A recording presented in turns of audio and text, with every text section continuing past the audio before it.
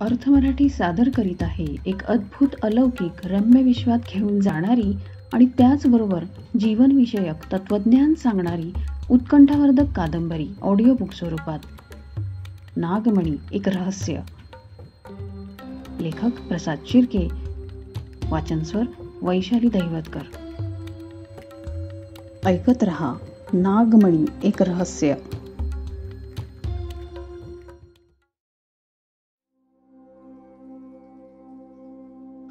प्रकरण 19. सत्यातील असत्यता. फोनची रिंग वाजत होती. घरात प्रकाशशिवाय दुसरे कोणीही नव्हते. लगेचच त्याने फोन उचलला. त्याच्या शैला काकींचा फोन होता. त्याला तसा 6 महिन्यापासून त्यांचा फोन येत असे. पण आज त्यांचा फोन येण्यामागचे कारण थोडे गंभीर होते. फोनवरून प्रकाशचे संदीप काका खूप आजारी असून ते आता शेवटच्या घटका मोजत असल्याचे त्याला कळाले. ते ऐकून प्रकाश थोडासा चिंतित झाला. त्याच्या मनात साठवलेल्या त्याच्या काकांच्या स्मृती त्याच्या डोळ्यासमोर तरळू लागल्या. त्याचे संपूर्ण जीवन बदलवून टाकणारी त्याच्या अपहरणाची रात्र त्याला आठवली. पोलिसांनी तो सापडल्याची माहिती कळवताच तो क्षणाचाही विलंब न करता त्याला तिथून घरी घेऊन जायला आला होता. किती जीव होता त्यांचा प्रकाशवर, हे सगळं चित्र त्यांच्या डोळ्यासमोर उभे राहिले. मनात आणले असते तर प्रकाश त्यांचा जीव वाचवू शकत होता. पण वसंतच्या वेळी सुद्धा त्याने तसे केले नव्हते. स्वतःच्या स्वार्थाकरिता निसर्ग नियमांच्या विरुद्ध कार्य करणे त्याला आजही मान्य नव्हते. तरीही सुख, दुःख, मोह, माया यांच्या पलीकडे गेलेला प्रकाश नाही म्हटले तरी आज थोडासा अस्वस्थ मग नक्कीच झाला होता. तो फोन आल्यापासून त्याच्याच विचारात तो हरवून गेला होता. बऱ्याच वेळाने तो त्याच्या विचारांच्या तंद्रीतून बाहेर आला. त्याने घड्याळाकडे बघितले. संध्याकाळचे 6 वाजून गेले होते. अचानक आलेल्या फोनमुळे आणि त्यामुळे त्याच्या मनावर झालेल्या परिणामामुळे त्याला विक्षरला शाळेतून आणायला खूप उशीर झाला आहे हे त्याच्या लक्षात येताच तो विक्षरला शाळेतून घरी आणण्याकरता ताडकन घराबाहेर पडला.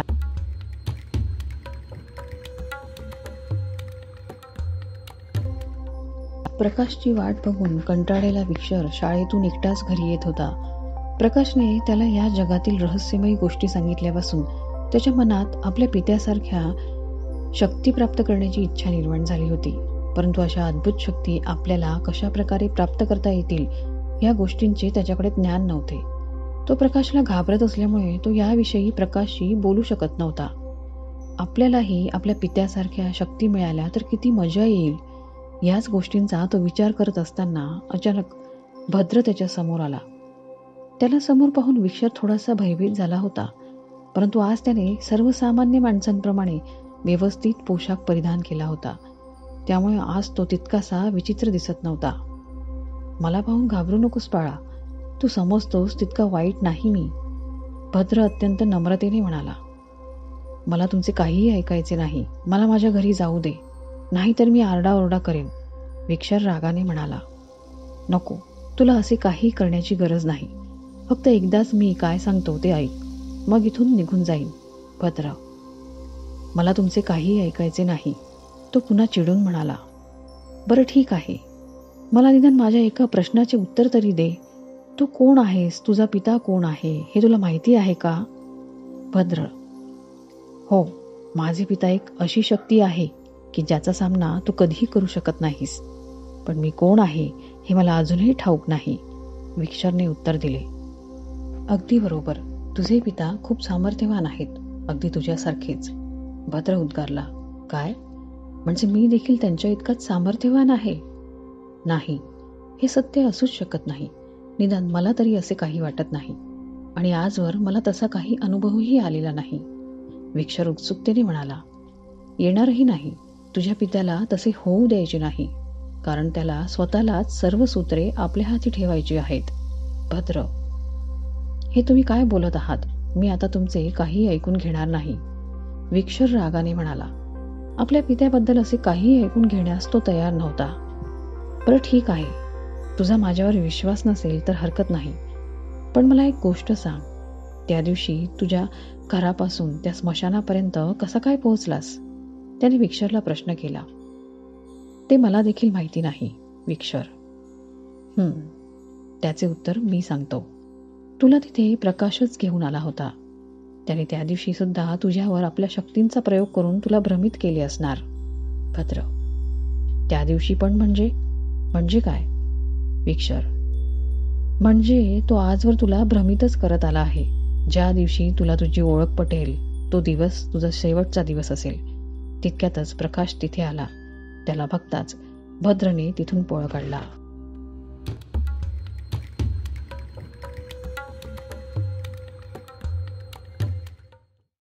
विक्षरला शाळेतून घरी आणल्यावर प्रकाशने विक्षरसोबत त्याच्या काकांच्या घरी त्यांना पाहण्याकरता जाण्याची तयारी सुरू केली. विविध शारीरिक व्याधींनी ग्रस्त असलेल्या संदीपची शेवटची भेट घेऊन प्रकाश आपल्या घरी परतला. परंतु संदीपच्या घरी गेल्यावर प्रकाशने एका गोष्टीची आवर्जून दक्षता घेतली होती. ती म्हणजे त्याने त्यावेळी संदीप, शैला आणि त्यांच्या मुलांना संमोहित करून तो स्वतःही सर्वसामान्य मनुष्याप्रमाणे थोडासा वयोवृद्ध झाल्याचे भासवले. प्रत्यक्षपणे संदीपची भेट घेण्याकरता त्याला असे करणे भागच होते, कारण काळाच्या परिणामाप्रमाणे संदीपची मुलेही प्रकाशपेक्षा वयाने मोठी दिसू लागली होती. परंतु प्रकाशवर काळाचा परिणाम अत्यंत संथ गतीने होत असल्यामुळे तो त्याच्या खऱ्या रूपात त्यांच्यासमोर जाऊच शकत नव्हता. प्रकाशने त्यांना संमोहित केल्यामुळे प्रकाश त्यांना जवळपास 50 ओलांडलेल्या माणसासारखा दिसत होता. त्याने विक्षरला संमोहित न केल्यामुळे त्याला मात्र नेहमीप्रमाणे 30-35 वयाचाच दिसत होता. परंतु संदीपच्या घरी संदीपच्या, शैलाच्या आणि प्रकाशच्या चाललेल्या गप्पांवरून विक्षरला प्रकाशच्या आणि त्याच्या काकांच्या आणि त्याचबरोबर त्यांच्या मुलांच्याही वयातील फरक लक्षात आला. ज्यावेळी प्रकाश 20-22 वर्षाचा होता तेव्हा संदीप आणि शैलाला एकही अपत्य नव्हते. त्यानंतर बऱ्याच वर्षांनी त्यांना मुले होऊनही ती सुद्धा प्रकाशपेक्षा वयाने खूप मोठी दिसत होती. ही गोष्ट विक्षरला विचार करायला प्रवृत्त करणारी होती. त्यामुळे त्याला आपला पिता खरोखरच अद्भुत शक्ती, सामर्थ्य असलेला इच्छाधारी नाग असावा या गोष्टींची खात्री पटत चालली होती.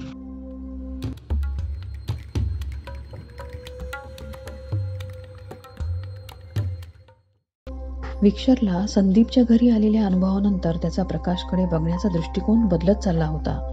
काही दिवसांपूर्वी रात्री स्मशानात घडलेला प्रकार, त्यानंतर तांत्रिक भद्रची आणि त्याची भेट, आणि त्यानंतर त्याला प्रकाशचा आलेला हा आश्चर्यकारक अनुभव, या सर्व गोष्टींचा तो सतत आपल्या मनात विचार करू लागला होता. त्यामुळे हल्ली त्याच्या वयातील इतर मुलांप्रमाणे खेळण्या बागडण्यात मन न रमता दुसऱ्याच कुठल्या तरी विचारांमध्ये अडकून पडले होते. अचानकपणे त्याच्या आयुष्यात एकापाठोपाठ एक अशा विचित्र घटना घडल्याचे त्याचे असे वागणे स्वाभाविकच होते. भद्रने प्रकाशचे रूप धारण करून त्याला सांगितलेल्या गोष्टींमुळे त्याच्या ज्ञानात बरीच भर पडली होती. तरी त्याला यातच समाधान मानायचे नव्हते. आता त्याच्या मनात आपल्या पित्यासारख्या दिव्य शक्ती असलेल्या इतर जीवांबद्दल अधिकाधिक माहिती जाणून घेण्याची इच्छा निर्माण झाली होती. त्याच्या मनातील हीच इच्छा त्याला आता स्वस्थ बसू देत नव्हती. म्हणून हल्ली तो प्रकाशला अधूनमधून या गूढ गोष्टींविषयी विविध प्रश्न विचारून आपल्या मनाचे समाधान करण्याचा प्रयत्न करू लागला. प्रकाशलाही विक्षरच्या वागण्यातील झालेला हा बदल आता जाणवू लागला होता. त्यामुळे तो चतुराईने त्याच्या प्रश्नांची उत्तरे देऊन त्याला टाळण्याचा प्रयत्न करू लागला. परंतु विक्षर काही माघार घेणारातला नव्हता. तो त्याच्या मनाचे समाधान होत नाही तोपर्यंत प्रकाशला विविध प्रश्न विचारून हैराण करू लागला. त्याच्या प्रश्नांची उत्तर देऊन कंटाळलेला प्रकाश विक्षरच्या अशा वागण्याने काही अंशी चिंतित झाला होता. काही झाले तरी तो विक्षरवर आपल्या शक्तींचा वापर करणार नव्हता. म्हणून विक्षरच्या मनातून या सर्व गोष्टींना हद्दपार कसे करावे ही त्याच्या समोरील सर्वात मोठी समस्या होऊन बसली होती. कारण विक्षरचे असे वागणे भविष्यात घडणाऱ्या कुठल्या घटनांचे संकेत देत होते हे प्रकाशला चांगलेच ठाऊक होते.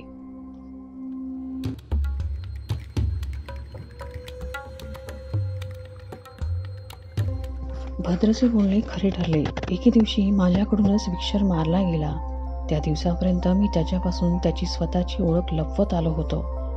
तो कोण होता याची कोणी कल्पनाही करू शकणार नाही. इतका मोठा घात झाला होता माझ्याबरोबर. त्या दिवसापर्यंत मला देखील सत्य माहीत नव्हते. मी समजत होतो की नागराज संपला आहे, पण ते पूर्ण सत्य नव्हते. त्याच्या मृत्यूपश्चात आपल्या कर्मगतीनुसार भोग भोगून झाल्यावर त्याने स्वेच्छेने आपल्या मागील जन्मातील अपूर्ण राहिलेल्या इच्छा पूर्ण करण्यासाठी पृथ्वीवर जन्म घेतला होता.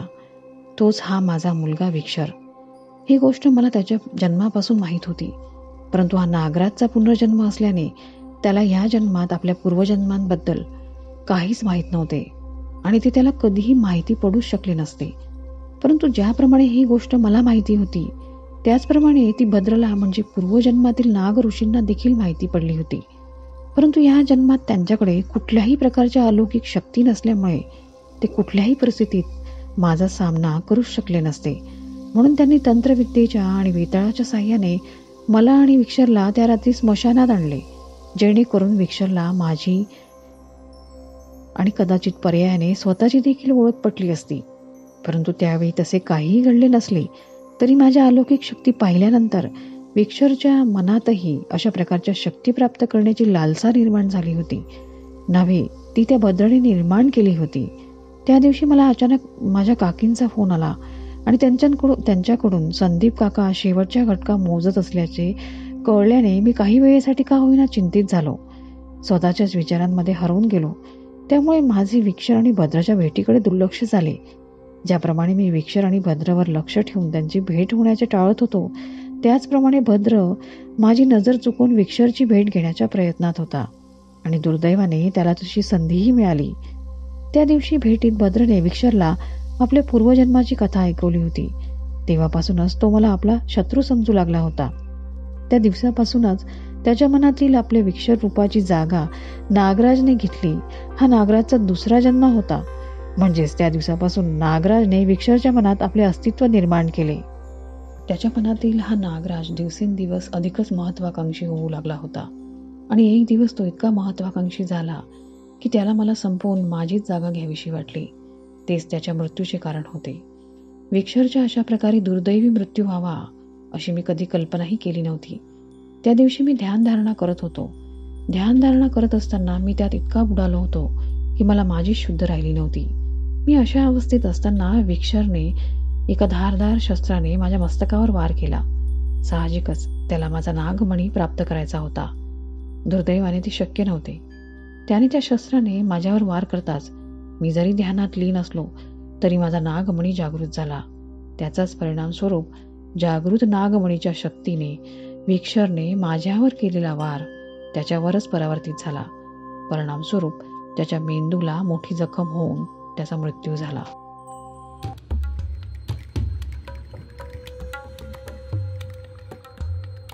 सत्यता पडताळून पाहण्यासाठी आपल्या परीने शक्य तितका तपास केला. त्या तपासात त्याला असे आढळून आले की पोलीस खात्याच्या जुन्या कागदपत्रांनुसार प्रकाश नावाचा मुलगा खरोखरच हरवला होता. या घटनेची त्यांना नोंद सापडली होती. पण त्या जुन्या कागदपत्रावरील शाई एकदमच अस्पष्ट झाल्याने या घटनेला किती वर्ष झाली असावी हे निश्चित सांगता येणे पोलीस खात्यातील कुठल्याच पोलीस अधिकाऱ्याला शक्य वाटत नव्हते.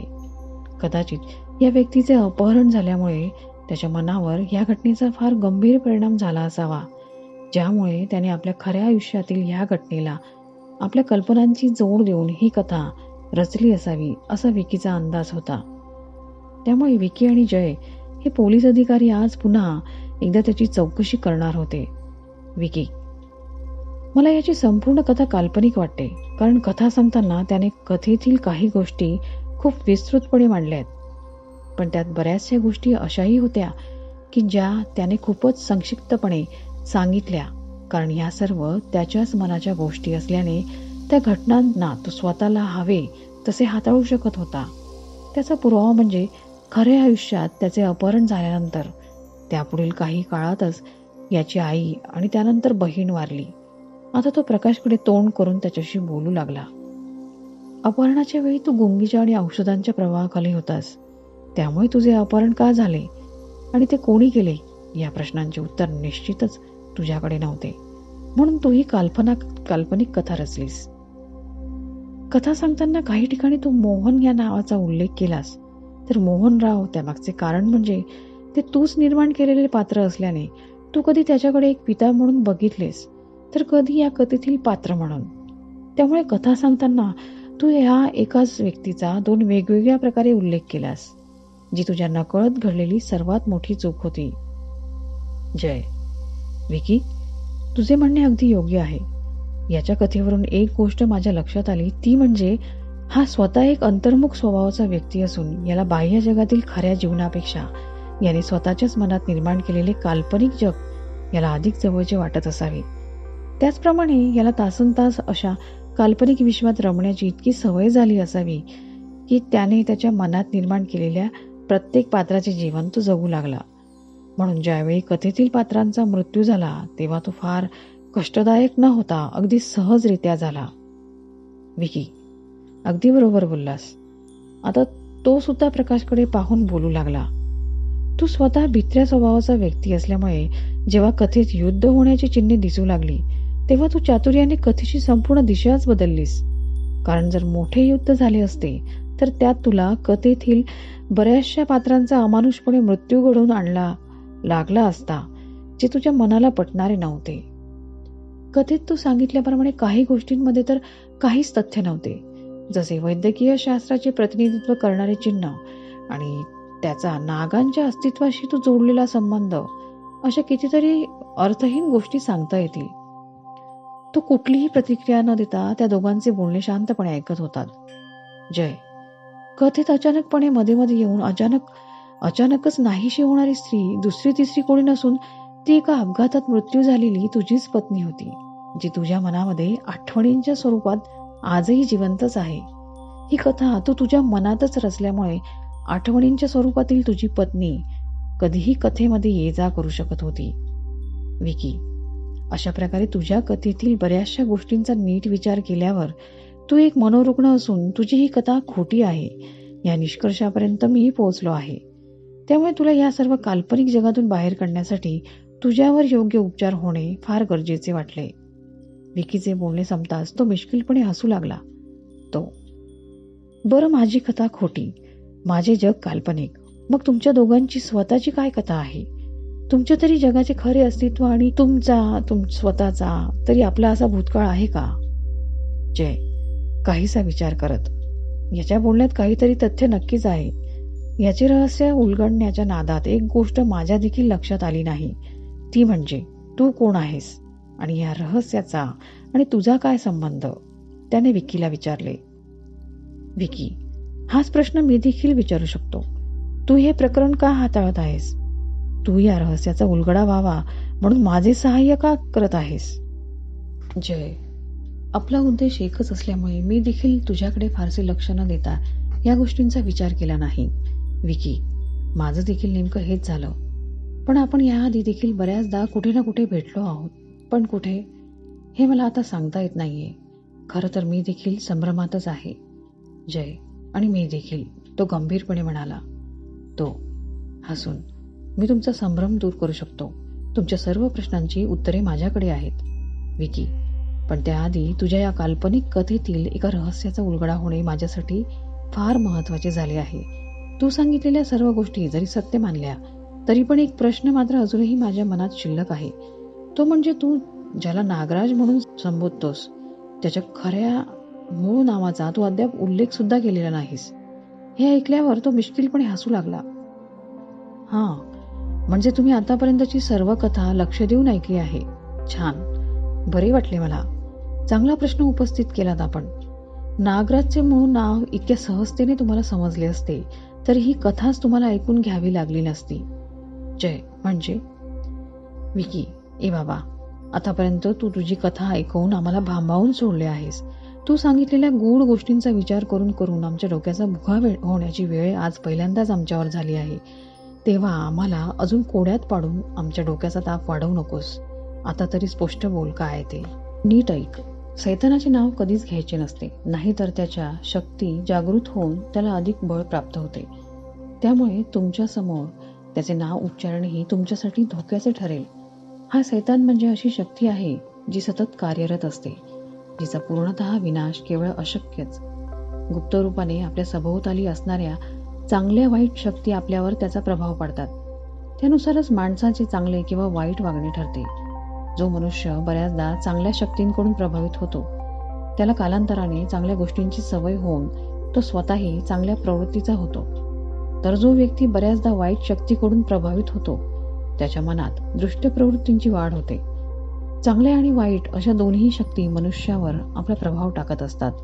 ज्या शक्तींचा मनुष्याच्या मनावर जास्त परिणाम होतो तीच शक्ती त्याच्या प्रवृत्तीच्या रूपाने त्याच्या बाह्य जीवनावर परिणाम करते.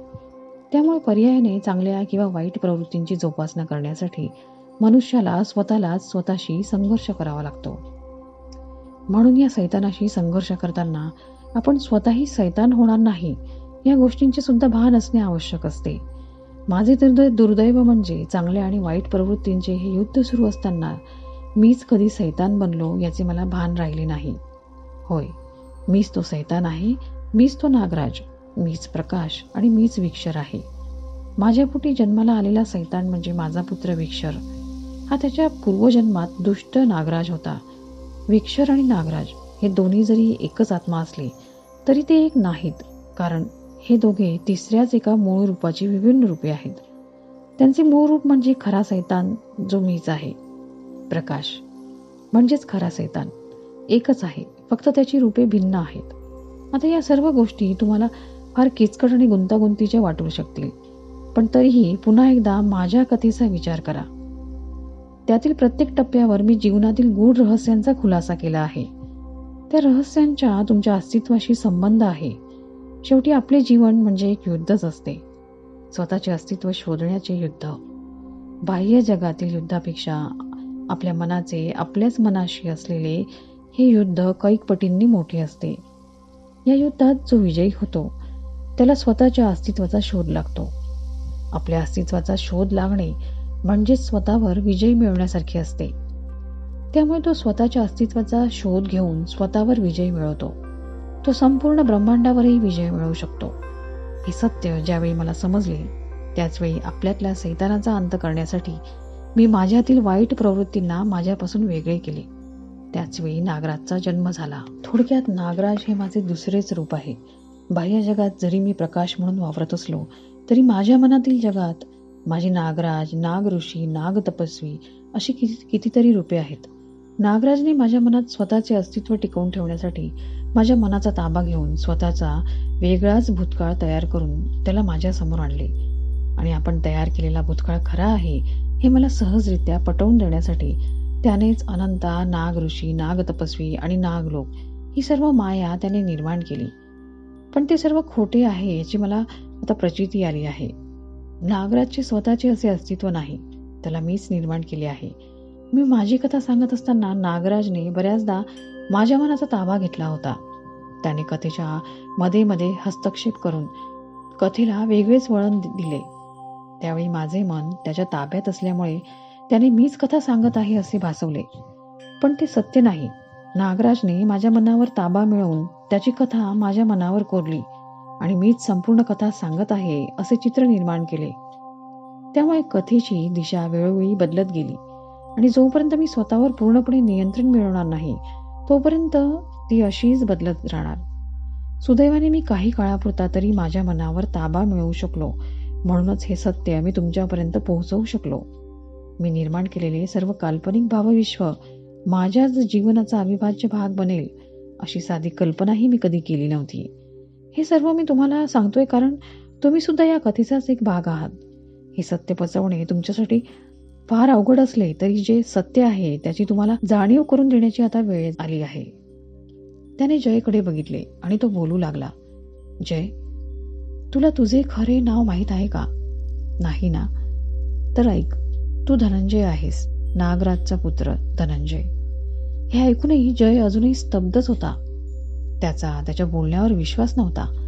त्यानंतर त्याने विकीकडे पाहिले आणि तो बोलू लागला. विकी, तुला सर्वजण विकी म्हणून हाक मारतात.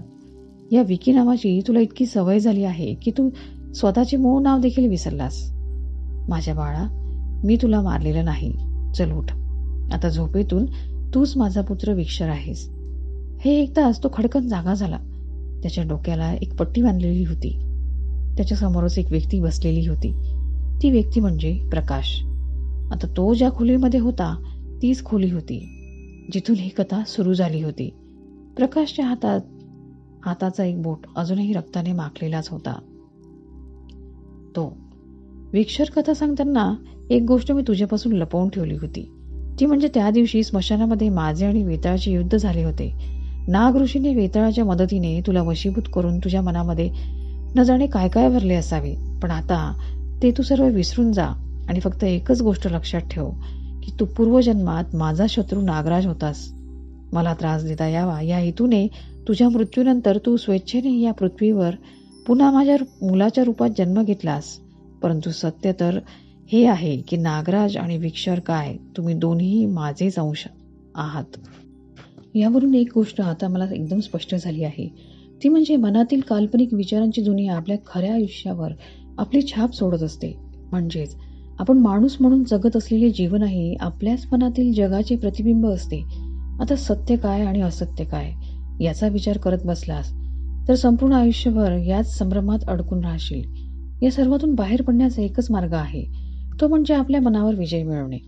विक्षर हा तुझा पूर्वजन्म आहे, त्यामुळे तुला पुन्हा नागराज बनायचे आहे की प्रकाश, ही निवड तुलाच करायची आहे. शेवटी तूच आमच्या दोन्ही रूपांच्या मधील एकमेव दुवा आहेस. तुझ्या मनातील या कथेचा तू एक अविभाज्य भाग आहेस. त्यामुळे तुला या कथेतील नायक बनायचे आहे की खलनायक, ही निवड सुद्धा तुझीच असणार आहे. लक्षात ठेव, या दोघांपैकी विजय कोणाचाही होऊ दे, पण त्याचे परिणाम तुझ्याच जीवनावर होणार आहेत. म्हणून तुझ्या मनातील या गुंतागुंतीच्या जगातून बाहेर पडण्यासाठी मी तुला योग्य मार्ग दाखवत आहे. विक्षर, नाही, हे सत्य नाही. या कथेची सुरुवात तर तूच केली होतीस, पण त्यात नागराजने ढवळढवळ करायला सुरुवात केली. खरे तर प्रकाश नागराजचे अपहरण करू शकत नाही, कारण नागराजचा जन्म तर फार नंतर झाला. पण त्याने आपल्या जन्माचे खरे रहस्य तुझ्यापासून लपवून ठेवून तुझ्या मनाला पटेल अशी एक कथा तुझ्या मनामध्ये निर्माण केली, ज्यामुळे तू सत्यापासून दूर जाऊन अधिकच संभ्रमात पडलास. नव्हे, त्याने तुला संभ्रमात पडायला लावले. विचार कर, तुझ्या मनात नागराजच्या रूपाने जन्माला आलेला एक नकारात्मक विचार इतका शक्तिशाली होता की त्याचा जन्म होताच त्याने तुझ्या मनाचा ताबा मिळवून त्यावर सत्ता गाजवण्यास सुरुवात केली. हे कोण बोलतंय पण? हे मी बोलत नाहीये, हे सर्व खोटे आहे. त्याने पुन्हा तुझ्या मनाचा ताबा घेतला होता. तू अजूनही पूर्ण जागृत नाहीस. प्रकाश, नागराज अजूनही तुझ्याच मनात जिवंत आहे. होय, तूच प्रकाश आहेस. आणि दुसरी गोष्ट म्हणजे ही कथा तू सांगत नसून या सर्व गोष्टी मीच तुझ्या स्मृतीपटलावर कोरलेल्या आहेत, जे तुझे भविष्य असणार आहे आणि पर्यायाने माझे सुद्धा. कारण मीच विक्षर आहे, तुझा पुत्र. मनामध्ये खोट्या कल्पना निर्माण करून स्वतःची फसवणूक करणे आता तरी थांबव. ही कथा माझी नव्हती, ती तुझीच आहे. ती तुझ्यापासून सुरू झाली होती आणि तूच तिला संपवू शकतोस. तू तिला इतकी गुंतागुंतीची बनवलीस की तू स्वतःच सुरू केलेल्या खेळात तू स्वतःच अडकू लागलास. ही कथा अशी घडायला नको होती. कारण काहीही असो, पण तुझ्या मनात नागराजचा जन्मच व्हायला नको. त्या सैतानाशी युद्ध करण्याची तुझी तयारी नाही, पण तरीही ही कथा तुला तुझ्या पद्धतीने पुढे न्यायची होती. म्हणून तूच तिला आपल्या इच्छेप्रमाणे रंगवलीस. त्यासाठी तुझ्या कथेतील एका पात्राच्या रूपात तूच त्या नागराजला जन्म दिलास आणि या काल्पनिक कथेला सत्य मानून जगू लागलास. त्यासाठी किती खटाटोप केलीस तू. या सर्व काल्पनिक गोष्टी स्वतःलाच पटवून देण्यासाठी तू कथेच्या सुरुवातीलाच विक्षरला मला मारलेस. आणि त्याला का मारले याचे कारण शोधण्यासाठी स्वतःची कथा ऐकवून स्वतःचीच फसवणूक केलीस. त्यामुळे आता हे सर्व घडण्यापासून रोखण्यासाठी तुझ्याच विचारांप्रमाणे आपल्याला त्यामागचे मूळ कारण नष्ट करावे लागेल. म्हणूनच या सर्व घटनाक्रम सुरू होण्याआधीच त्यामागचे खरे कारण नष्ट करण्यासाठी तुझे मार्गदर्शन करणे हाच माझा मूळ हेतू आहे. प्रकाश, आपले डोळे उघड. तू अजूनही ट्रेनमध्येच आहेस. आजही तुझे अपहरण होणार आहे. तेव्हा सावध हो. घरी जाताना चुकूनही त्या रिक्षात बसू नकोस आणि तू घरी गेल्यावरही आजची रात्र घराबाहेर पडूच नकोस. कारण एकदा हा घटनाक्रम सुरू झाला की त्याला रोखणे कोणालाही शक्य होणार नाही. प्रकाश, बरं ठीक आहे, पण आता तू सुद्धा इथून निघून जा. विक्षर, तुला काय वाटले?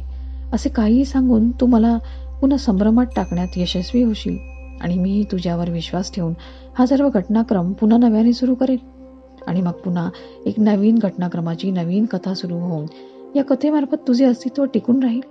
आतापर्यंत मी नागराज, धनंजय, नागतपस्वी असे करता करता कथेतील सर्वच पात्रांना आपल्या मनात जागा दिली. तुम्ही सर्वांनी माझ्या मनातील आपले अस्तित्व टिकवून ठेवण्यासाठी आपापली बाजू मांडून मला संभ्रमात टाकलेत. त्यासाठी तुम्ही माझ्याच मनातील कल्पनांशी आणि विचारांशी खेळू लागलात. माझ्या मनातील कल्पना सत्य भासवण्यासाठी, माणसांचा आणि नागांसारख्या जीवांचा संबंध पटवून देण्यासाठी उत्पत्तीची रहस्य आणि नागांचे अस्तित्व सत्य भासवण्यासाठी इजिप्तची सफर घडवून प्रसंगी पुराण कथांचे दाखले देऊन तुम्ही ही कथा पुढे नेली. पण आता मी पुन्हा फसणार नाही. आता सत्य माझ्या समोर अगदी स्पष्ट झाले आहे. तुम्ही सर्वजण मी माझ्याच मनात निर्माण केलेली पात्रे आहात. त्यापेक्षा अधिक वेगळी अशी तुमची स्वतःची स्वतंत्र अशी काहीच ओळख नाही. आतापर्यंत तुम्ही माझ्या मनात बराच कल्लोळ माजवलात, जेणेकरून मी तुमचा अधिकाधिक विचार करेन, ज्यामुळे तुम्हाला माझ्या मनातील स्वतःचे अस्तित्व जास्त काळ टिकवता आले असते. आतापर्यंत तुम्ही सर्वांनी आपापल्या परीने सर्व प्रयत्न करून मला भांबावून सोडलेत. पण हे सर्व करत असताना तुम्ही एक गोष्ट मात्र अगदी सहज विसरलात. या कथेचा आणि पर्यायाने तुमच्यासारख्या सर्व पात्रांचा जन्मदाता आणि मृत्यूदाता देखील मीच आहे. त्यामुळे तुम्हा सर्वांना संपवण्यापूर्वी या कथेतील एक रहस्य तुमच्या समोर स्पष्ट करतो. प्रकाश, विक्षर आणि नागराज म्हणजे देव, मनुष्य आणि सैतान यांच्या प्रवृत्तींचे प्रतिनिधित्व करणारे जीव होते. त्यातील प्रकाश हे मनुष्यापासून देवपदाला पोहोचल्याचे, विक्षर हे मनुष्यापासून सैतानाचे, तर नागराज हे फक्त सैतानाचे उदाहरण आहे. तरी या तीनही प्रवृत्ती एकाच व्यक्तीमध्ये सामावलेल्या असून परिस्थितीनुसार त्या अस्तित्वात आल्या. ज्यावेळी प्रकाशने निसर्गाविरुद्ध जाऊन आपल्या शक्तींचा वापर करून भविष्याचे स्वरूप बदलण्यासाठी प्रयत्न केले, त्यावेळी निसर्गाने आपला मार्ग शोधून काढून प्रकाशलाच विनाश घडवून आणण्याचे माध्यम बनवून त्याच्या जीवनात विनाश घडवून आणला. नागराज आणि धनंजय काही करेल म्हणून त्याला रोखण्यासाठी प्रकाशने तसे घडण्यामागचे मूळ कारण बदलले. परिणामी त्यांना बदलता बदलता तो स्वतःच कधी बदलला हे त्याला देखील कळले नाही. ज्याप्रमाणे नागराज हे प्रकाशचे दुसरे रूप आहे, त्याचप्रमाणे सैतान हे देवाचे दुसरे रूप आहे. शेवटी चांगले आणि वाईट असे दोन्ही प्रवाह अस्तित्वात आहेत. म्हणून तर या सृष्टीचा ताळमेळ राखता येतो. चांगले कर्म करून देव बनायचे की वाईट कर्म करून सैतान, हा निर्णय घेण्याचा अधिकार सर्वांच्याच हाती असतो. प्रकाश आपले मूळ स्वरूप समजून घेऊन आपल्यातील ईश्वराला जागृत करू शकला म्हणून तो ईश्वर स्वरूप झाला, परंतु परमेश्वर बनू शकत नाही. जोपर्यंत या ब्रह्मांडातील सर्व जीव स्वतःचे मूळ स्वरूप समजून घेऊन स्वतः ईश्वर होत नाहीत, तोपर्यंत हा खेळ असाच सुरू राहील. त्यामुळे प्रकाश कोण, नागराज कोण आणि धनंजय व विक्षर कोण, कोण कोणाचा पिता आणि कोण कोणाचा पुत्र, या सर्व व्यर्थ चर्चा आहेत. कारण कुठल्या जन्मात आपला कोण पिता होता आणि कोण पुत्र आणि कोण मित्र होता आणि कोण शत्रू याचा काहीच नियम नसतो. कारण आज जो आपल्यासाठी चांगला आहे तोच उद्या वाईट बनतो आणि आज जो वाईट आहे तोच उद्या चांगला बनतो. जोपर्यंत आपण या सृष्टीमधील ब्रह्मतत्व समजून न घेता भौतिक शरीराला पाहून एकमेकांना ओळखतो, तोपर्यंत हा भ्रम असाच राहील. विज्ञानाच्या भाषेत सांगायचे झाले तर सर्व ब्रह्मांड ऊर्जेने व्यापलेले आहे. म्हणजेच आपण आणि ब्रह्मांडातील सर्व गोष्टी एक प्रकारची ऊर्जाच असते. अगदी अणुरेणूंपासून ते चंद्र सूर्यापर्यंत सर्व विविध रूपाने ऊर्जाच कार्यरत असते. ज्याला ही ऊर्जा आपापल्या इच्छेप्रमाणे हाताळणे जमते तो ईश्वर होतो आणि जो या ऊर्जेचे मूळ केंद्रबिंदू आहे तो परमेश्वर. ही ऊर्जा निर्माण करता येत नाही किंवा नष्टही, फक्त तिचे एका प्रकारातून दुसऱ्या प्रकारात रूपांतर करता येते. म्हणजेच आपल्यातील या ऊर्जेचे कुठल्या प्रकारात रूपांतर करायचे हा निर्णय आपलाच असतो. ज्यावेळी ऊर्जारूपी परमेश्वराला साकार व्हावेसे वाटले त्याचवेळी हा विविध रूपांचा खेळ सुरू झाला. परमेश्वराने स्वतःलाच विविध रूपांमध्ये विभागून तो स्वतःचा मात्र या खेळापासून अलिप्त राहिला, ज्यामुळे त्याच्या प्रत्येक रूपाला मीच श्रेष्ठ असे वाटू लागले. हेच रहस्य समजून घेण्यासाठी मी देखील माझ्या मनात अशा प्रकारचा एक खेळ सुरू केला. हा खेळ होता स्वतःच स्वतःला शोधण्याचा, स्वतःचे मूळ रूप जाणून घेण्याचा. हा खेळ खेळताना मी माझ्याच मनातील विचारांपासून इतकं अलिप्त राहिलो की माझ्या विचारांना स्वतःचे अस्वतंत्र अस्तित्व जाणवू लागले. तुमच्यासमोर मी उत्पत्तीची रहस्य उलगडली तरी देखील तुम्ही, मी कोण आणि तू कोण ह्याच वादात अडकून पडला. त्यावेळी मी सांगितल्याप्रमाणे ब्रह्माने या सृष्टीमधील जीवांची उत्पत्ती करण्याकरता आपल्या मनापासून प्रजापती दक्ष यांची निर्मिती केली. त्याचप्रमाणे मी देखील माझ्या मनात तुम्हा सर्वांची निर्मिती करून स्वतः मात्र या सर्व मायेपासून अलिप्तच राहिलो. त्यामुळे तुमच्या अज्ञानाने तुम्ही सर्वजण माझ्या मनाशी खेळत आहात असे तुम्हाला वाटले. परंतु कधी कधी सत्य देखील अविश्वसनीय आणि आपल्याला न पटणारे असते. आपल्या सर्वांचे जीवन देखील एक खेळच असतो. आपल्याला नेहमीच असे वाटते की आपण तो खेळ खेळत आहोत, परंतु खेळ खेळणारा हा भलताच कोणीतरी असतो, जो या खेळाचा खरा सूत्रधार असतो आणि आपण त्याच्या हातातील बाहुल्या. आपण सर्व त्याचे खेळणे असतो, पण हे रहस्य तर नेहमीच दुर्लक्षित राहते. म्हणून ज्याला त्याला तो स्वतःच सर्वोच्च अधिकारी असण्याच्या भ्रमात राहण्याची सवय लागलेली असते. म्हणून तो या मायाजाळात दिवसेंदिवस अधिकच अडकत जातो. परंतु ज्या क्षणी आपली सतसत विवेक बुद्धी जागृत होऊन सत्याचा बोध होतो, त्याच क्षणी आपल्याला आत्मसाक्षात्कार होऊन स्वतःची खरी ओळख पटते आणि त्या क्षणी आपल्याला आपल्यातील ईश्वरत्वाची प्राप्ती होते. त्या क्षणी ईश्वर बनतो. ही कथा गुंफताना मी स्वतः भावनेच्या भरात वाहून जाऊन समरमात पडू नये यासाठी कथेच्या सुरुवातीलाच मी स्वतःसाठी पुरावा म्हणून एक खूण मागे ठेवली होती, जी मला भावनांच्या भरात वाहून जाण्यापासून रोखून मला सत्य परिस्थितीची जाणीव करून देईल. ती खूण म्हणजे कथेच्या सुरुवातीलाच विक्षरला मारल्यावर त्याच्या सांडलेल्या रक्तात मी प्रत्युष स्वामी असे लिहून ठेवले होते. हा प्रत्युषच स्वामी म्हणजे दुसरा तिसरा कोणी नसून माझे अंतर्मन आहे, ज्याने मी ही कथा गुंफत असताना सुद्धा मला वेळोवेळी योग्य मार्ग दाखवून भविष्यात घडणाऱ्या घटनांची पूर्वसूचना दिली होती. त्यामुळे माझी कथा अपर्णापासून सुरू झाली नसून ती विक्षरच्या मृत्यूपासून सुरू झाली होती हे आता माझ्या ध्यानात आले आहे. त्याच्या मुखातून असे उद्गार निघताच क्षणार्धातच कथा जिथून सुरू झाली होती त्याच टप्प्यावर प्रकाशचे मन केंद्रित झाले. रक्तात पडलेला विक्षर तिथून काहीसा नाहीसा झाला आणि ते पोलीसही. आता त्या खोलीमध्ये फक्त प्रकाश होता. खुर्चीवर मागे झुकून दिलेली मान सरळ झाली. प्रकाशचे डोळे उघडले गेले. त्याच्या डोळ्यासमोर सर्वत्र अंधार पसरलेला होता, म्हणून त्याने लगेचच खिडकी उघडली. तशी सूर्याची किरणे खोलीच्या आत शिरली. त्याच्या डोक्यावरील नागमणी ती किरणे परावर्तित करू लागला. क्षणार्धात सर्वत्र प्रकाश पसरला.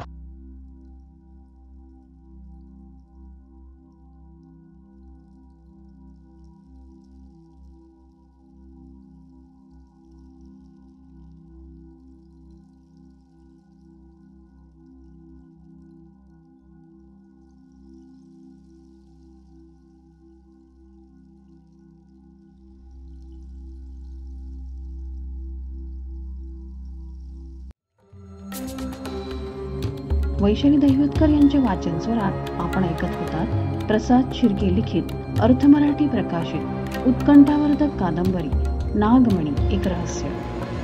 तर मित्रमैत्रिणींनो, तुम्हाला हे प्रकरण कसे वाटले हे कमेंटमध्ये सांगायला विसरू नका. तुम्हाला हा उपक्रम आवडल्यास व्हिडिओ अवश्य लाईक करा. पुढील प्रकरणांचे अपडेट्स मिळवण्यासाठी चॅनल सबस्क्राईब करायला विसरू नका.